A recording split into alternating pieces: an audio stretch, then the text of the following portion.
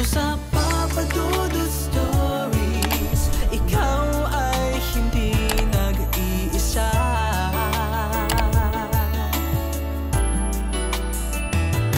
Dito sa Papa Dudut Stories, may nagmamahal sa'yo. Papa Dudut Stories, Papa Dudut Stories. Dear Papa Dudut, sa lahat po ng mga nakatutok ngayon, huwag pong kalimutan mag-like, mag-share at mag-subscribe. Maraming salamat po sa inyong lahat.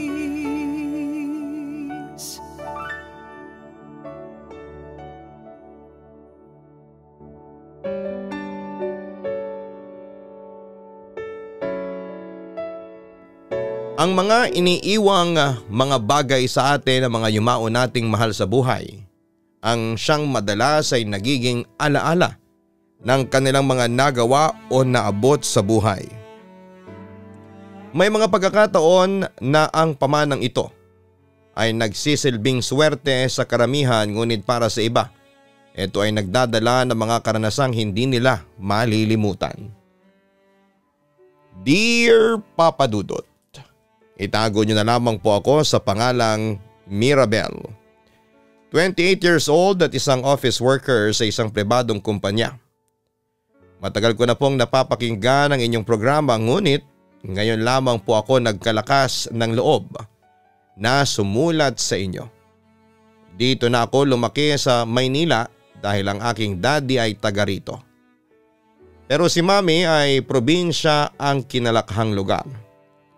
Kaya naman kapag may mga pagkakataon na maaari kaming magbakasyon, ay doon sa lugar na nila mami kami nagpupunta. Noong bata pa ako ay gustong gusto ko ang lugar na yon dahil sa ganda ng mga tanawin at naroroon ang mga pinsan ko na madalas kong makalaro. Sa subdivision kasi na aming tinitirahan dati ay hindi ko masyadong close sa mga bata dahil medyo iwas kay mami ang mga tao doon. Sabi kasi nila si mami daw ay galing sa probinsya kung saan ay maraming mangkukulam. Kaya baka isa daw dito ang aking mami. Hindi ko pa naman masyadong maintindihan ang ganong mga sinasabi nila dahil unang-una ay bata pa ako noon. Basta ang alam ko lang ay ayaw nila sa amin, kaya ayaw din nila mami at daddy sa kanila. Narinig ko pang sabi nila ay makikita daw ang utak ng mga kapitbahay namin. At dahil dito ay lumaki ako na halos walang kaibigan. Kaya kapag nasa probinsya kami ni mami ay doon ako talagang nag-i-enjoy. Naalala ko pa nga noon na madalas ko silang iyakan na doon na lamang ako titira dahil marami akong nakakalaro doon. Isa rin sa dahilan kung bakit nagustuhan ko sa lugar na yon ay dahil na rin sa super spoiled ako ni Lola Papa Dudut. Ako lang daw kasi ang nag-iisang apo niyang babae, kaya naman gusto niya akong alagaan. Ayaw naman nila mami dahil gusto daw nila akong lumaki sa normal na paligid at hindi katulad sa lugar na yon. Isa pa ay hindi din naman daw ako maalagaan ng maayos ni Lola dahil sa abala ito sa kanyang hanap buhay doon. Sa totoo lang, na mga panahon na yon ay wala akong kaideya-ideya sa kung ano nga bang ginagawa ng aking lola. Basta nakikita ko lamang na maraming bumibisita sa kanya at may ginagamit siyang mga baraha. Halos araw-araw ata ay maraming taga doon ang dumadayo sa bahay nila para dito papadudot. Sa sobrang abala niya, madalas ay gabi ko na siyang nakakalaro at nakakakwentuhan papadudot. Kapag nagtatanong naman ako sa kanya kung ano ang ginagawa ng mga taong yon at bakit pinapakita niya ito ng baraha, ay sinasabi lamang nito na naglalaro lang daw sila. Ganon din ang sinasabi sa akin ng aking mga magulang kapag nagtatanong ako sa kanila.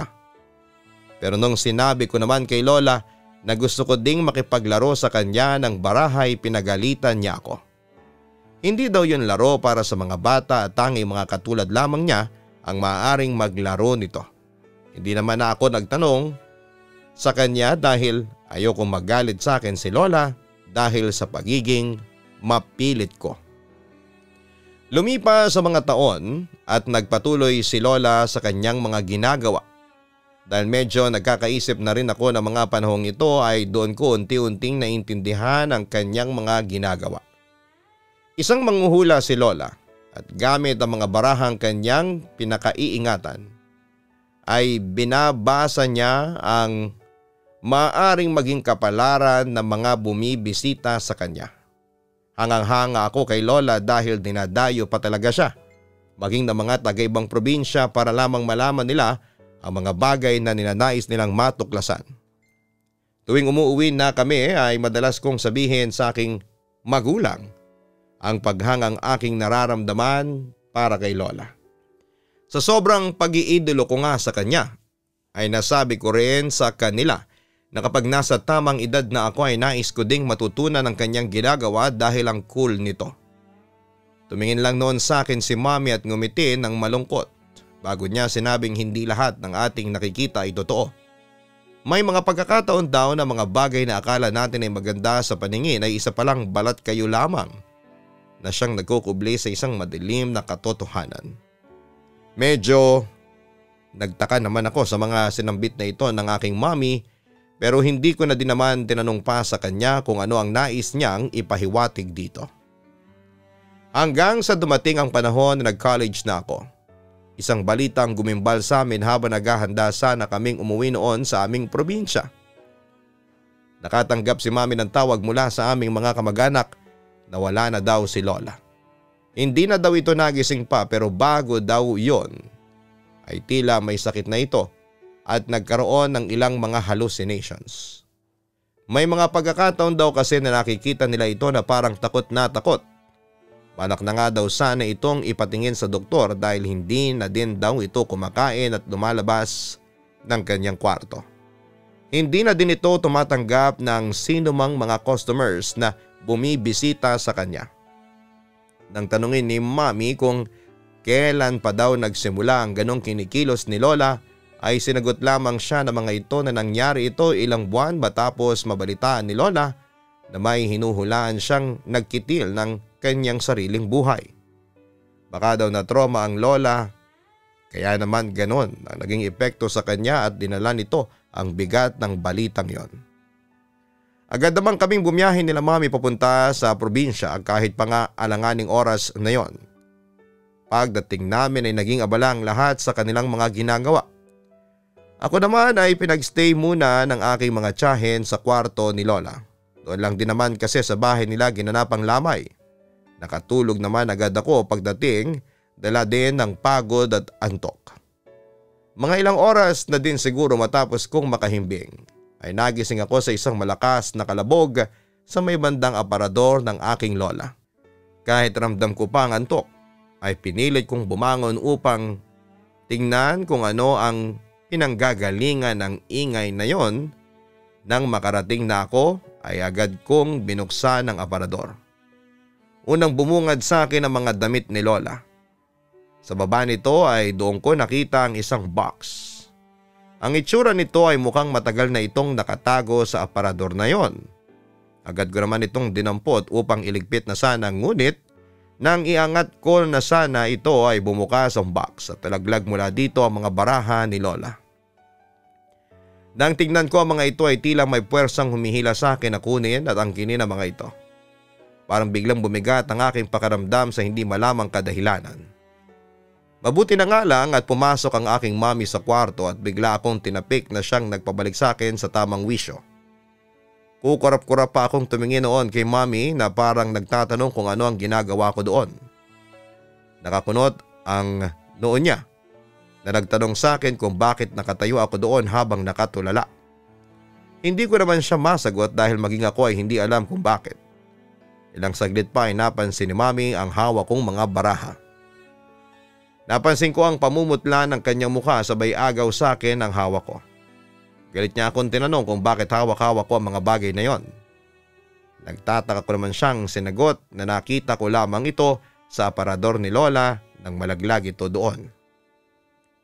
Nang marinig ito ni Mami ay agad siyang lumabas dala-dala ang barahan na yon. Sinundan ko naman siya palabas at doon ko napag-alaman na hinahanap daw pala ng aming mga kamag-anak ang barahang yon dahil isasama nila ito kay Lola sa kanyang huling hantungan. Muli kong inulit sa kanila ang sinabi ko kay Mommy. Na nakita ko lamang ito dahil nalaglag ito doon sa damitan ni Lola.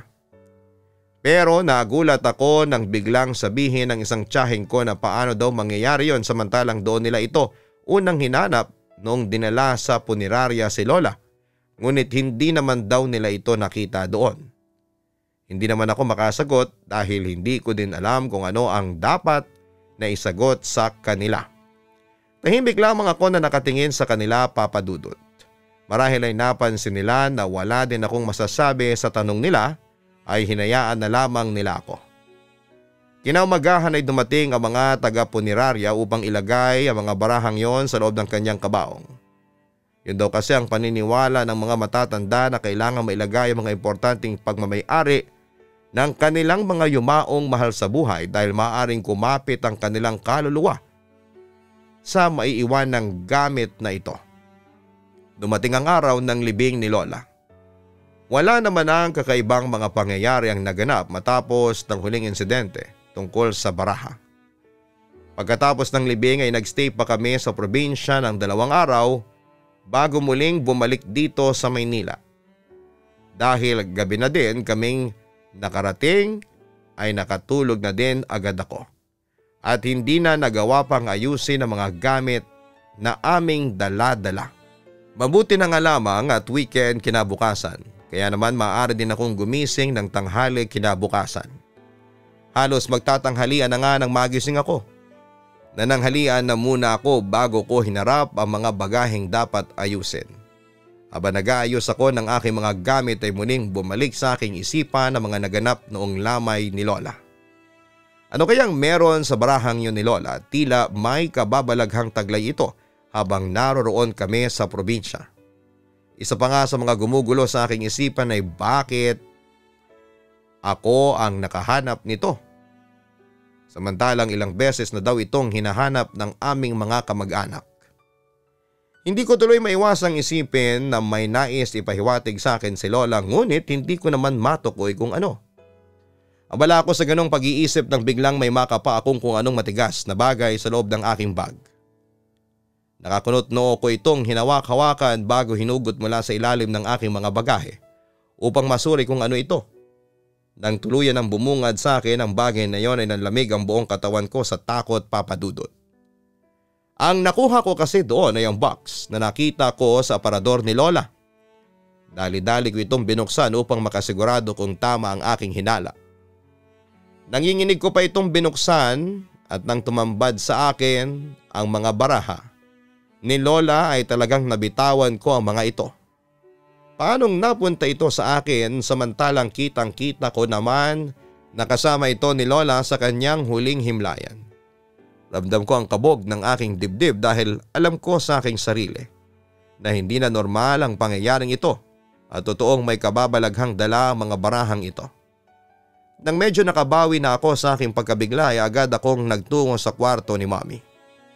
Nakangiti pa niya akong binati at tinanong kung ano ang aking kailangan. Hindi naman ako nagsalita at ipinakita lamang ang aking hawak na box sa kanya. Tulad ng aking reaksyon, gulat din ang rumihistro sa mukha ni Mommy, Papa Dudut.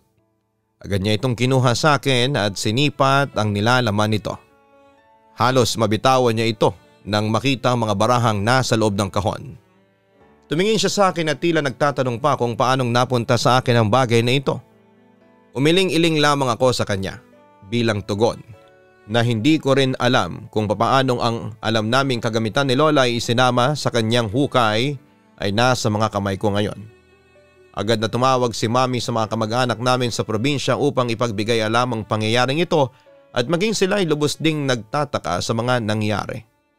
Dahil hindi pa daw sila agad makakaluwas upang kunin ang bagay na ito ay napagpasyahan namin ni Mommy na itago na lamang ang bagay na yon. Buong araw na yon ay hindi kami mapakali ni Mommy dahil sa nangyari.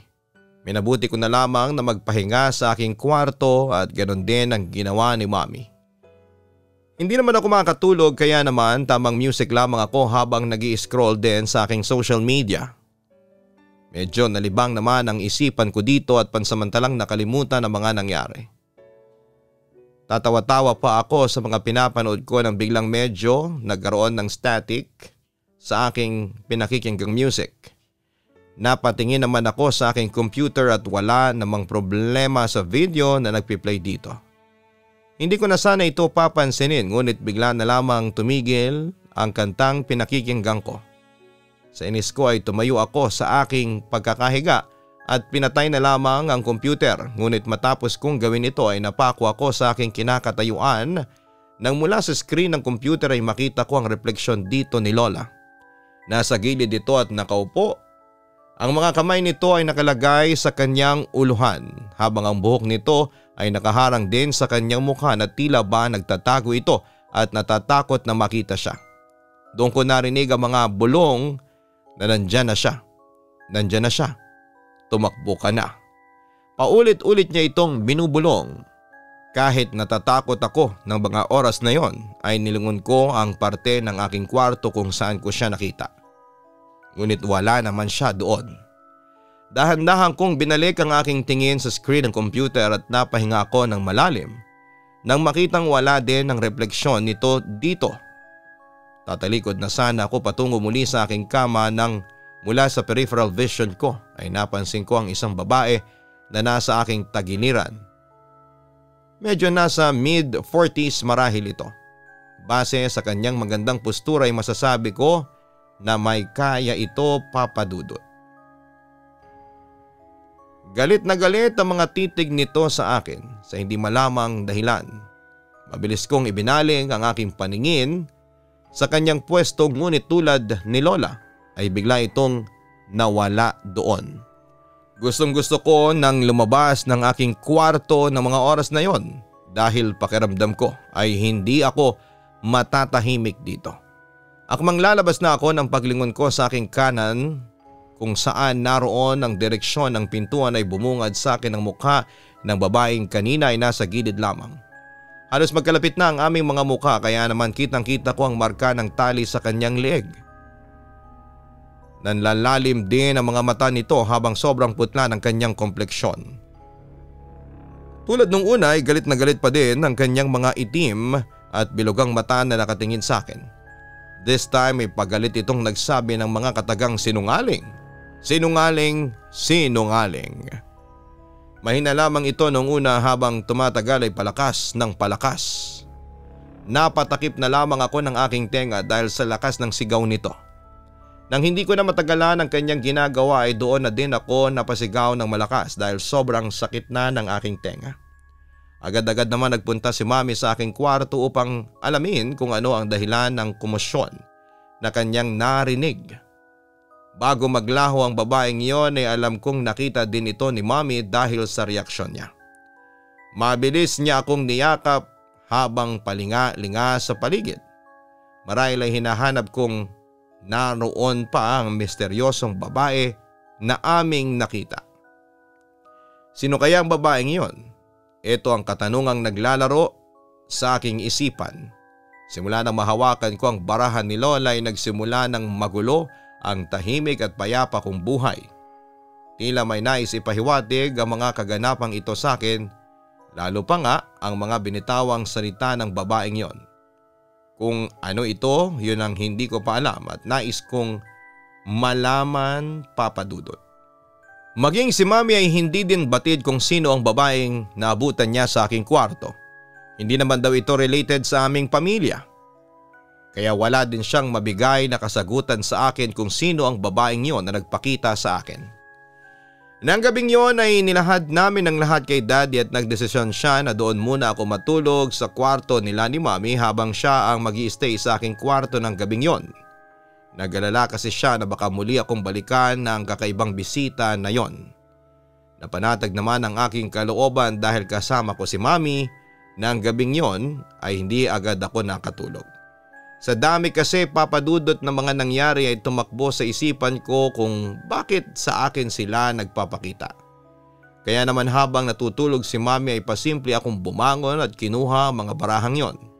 Tinignan ko ang mga ito at umaasang may makikitang kahit na anong clue kung bakit nagaganap ang lahat ng ito. Ngunit nakailang ulit na ako nang tingin dito ay wala pa din akong nakuhang kasagutan.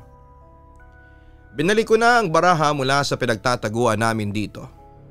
Patungo na sana muli ako sa kama nang bigla-bigla ay nalaglag ang box na kanina lamang ay maayos kong itinago.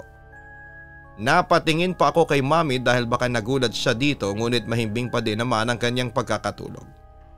Napapabuntong hininga akong dinampot muli ang box at inayos ito. Ngunit kakatalikod ko pa lamang ulit ay muli na naman itong nalaglag. Bagamat naiinis sa paulit-ulit nitong pagkahulog ay mabilis ko pa din po itong binalikan. Akmang dadamputin ko na ito ng walang ano-ano ay may ibang kamay na sabay na humawak sa box na yon. Napatigil ako sa aking ginagawa. Pangmatanda na ang mga kamay na yon at ramdam ko ang lamig nito. Alam kong hindi si Mami ang nakahawak na yon base na din sa itsura nito, Papa Dudut. Mabilis kong nilingon ang nilalang na ngayon ay nakahawak din sa box ng baraha. Doon ay nakita ko si Lola, hindi siya nakatingin sa akin, nakayuko siya. Kaya naman ang mahaba at namumuti ng hibla ng kanyang buhok ay nakatakip sa kanyang mukha. Napabitaw ako sa pagkakahawak sa box at agad na lumayo dito. Noong una ay nakatingin lamang ako sa kanya at wala siyang kakilos-kilos doon at nananatiling nakayuko lamang. Nang medyo nahimasmasan ako sa gulat ay lumapit muli ako sa kanya. Natatakot pa din ako ng mga oras na yon pero mas nanaig sa akin ang aking kagustuhan na malaman ang katotohanan sa likod ng barahang yon, Papa Dudut. Pagkalapit ko sa kanya ay medyo nanginginig pa akong nagtanong sa kanya kung siya ba ang nagpadala sa akin ng mga barahang yon at kung bakit niya ginawa ito. Wala naman akong nakuhang kasagutan sa kanya pero nag-angat siya ng tingin sa akin. Halata ang takot sa mga mata niya. Bumuka din ang kanyang mga labi ngunit masyadong mahina ang kanyang boses upang aking marinig. Kahit na hindi ako sigurado sa maaring mangyari ay nilapit ko ang aking tenga sa bibig ni Lola upang marinig ang kanyang sinasabi. Dito ay naintindihan ko na ang kanyang minumutawing mga salita. Nandyan na siya. Nandyan na siya. Tinanong ko naman siya kung sino ang tinutukoy niya.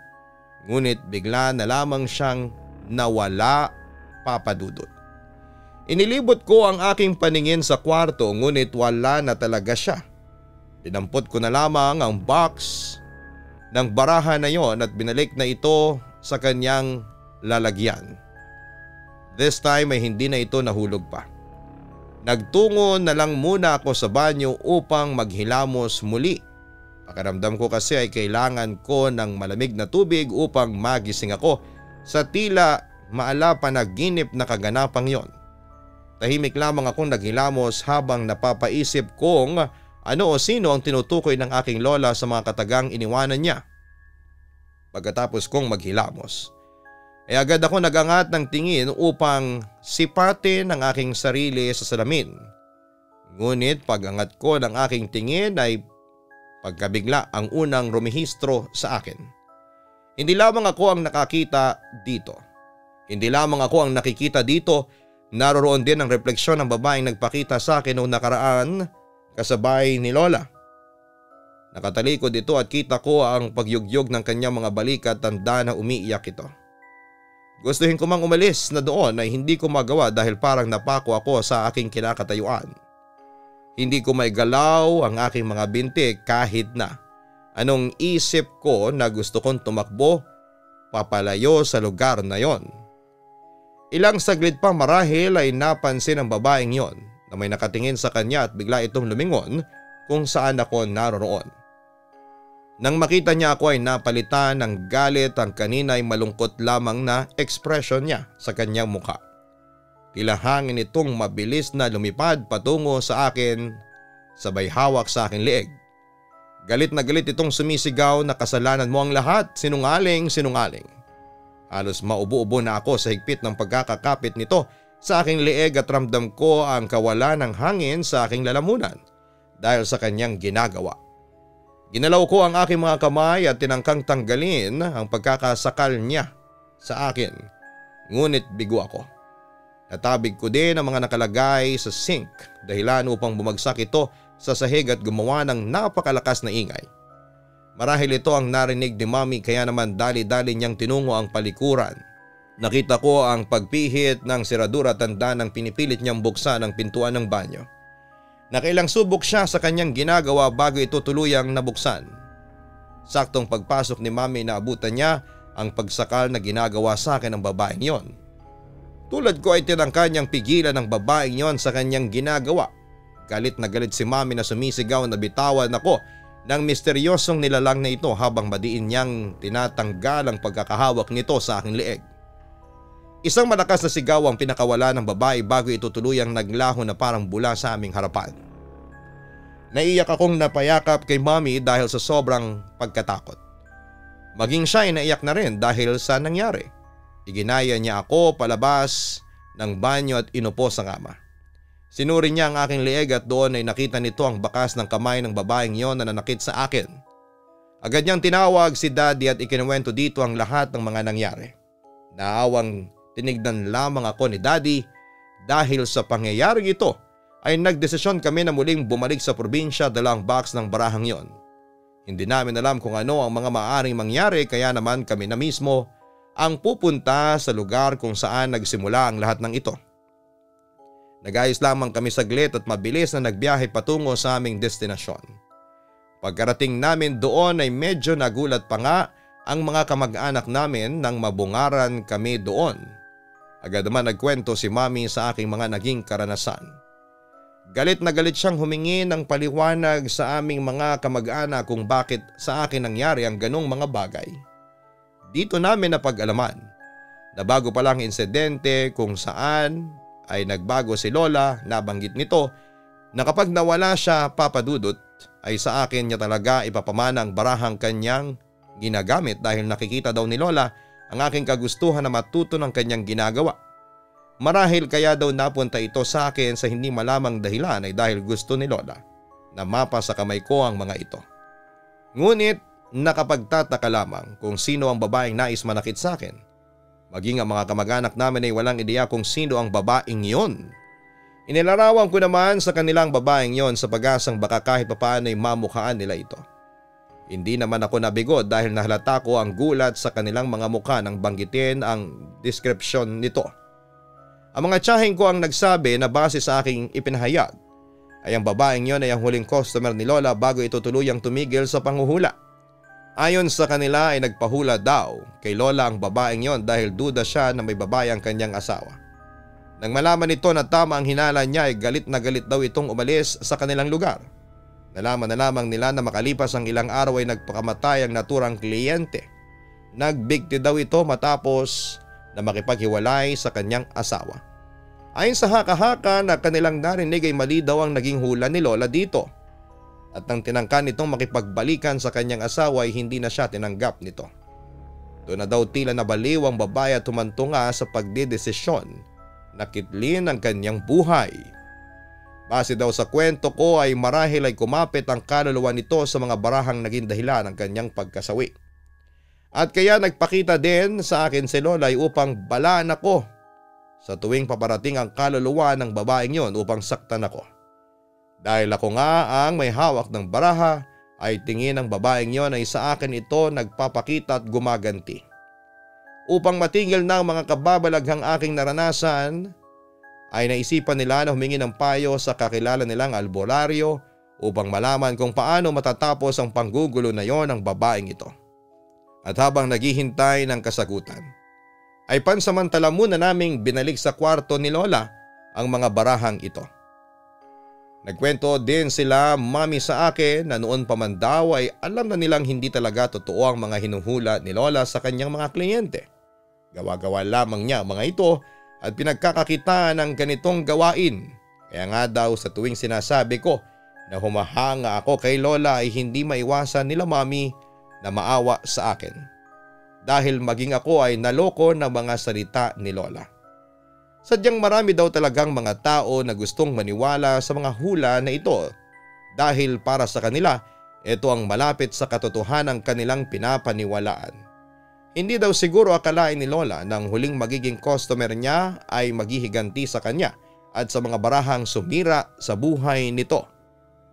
Ilang saglit pa matapos ang palabas ng katotohanan yon, ay dumating na din ang albularyo na kanilang pinatawag. Ayon sa kanya, upang matigil ang panggugulo nito ay kailangan mawala ang bagay na kinakapitan ng kanyang kaluluwa. Kailangan namin itong sunugin upang hindi na ito makabalik pa sa bagay na yon. Agad naming ibinigay sa kanya ang box ng baraha bago niya ito tunuyang silaban.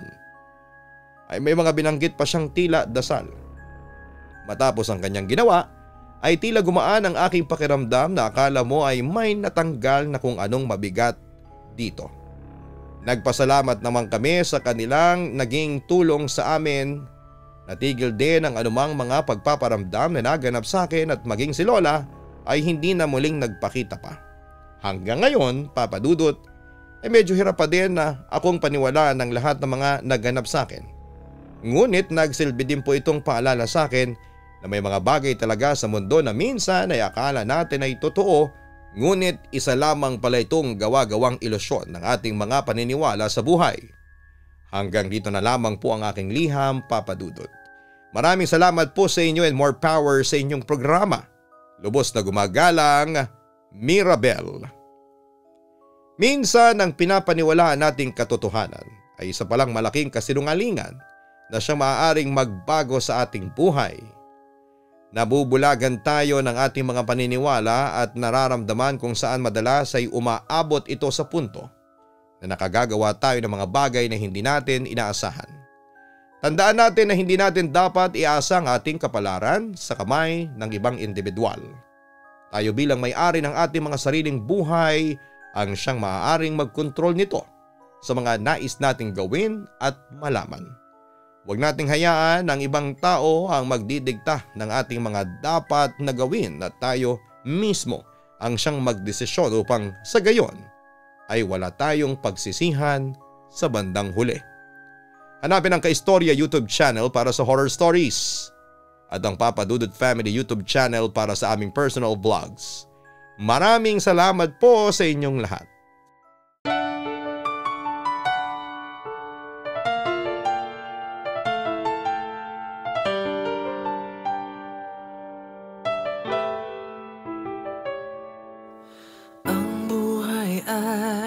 mahiwaga, laging may lungkot at saya. Sa Papa Dudut Stories, laging may karamay ka.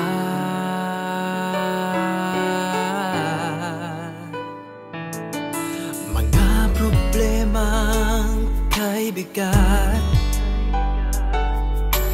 dito ay pakikinggan ka. Sa Papa Dudut Stories, kami ay iyong kasama. Dito sa Papa Dudut Stories, ikaw ay hindi nag-iisa.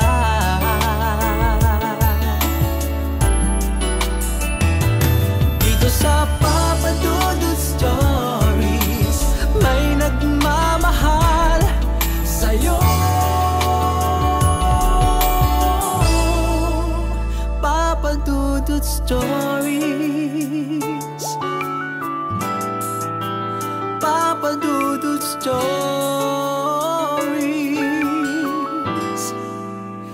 Papa Dudut Stories. Dito sa Papa Dudut Stories.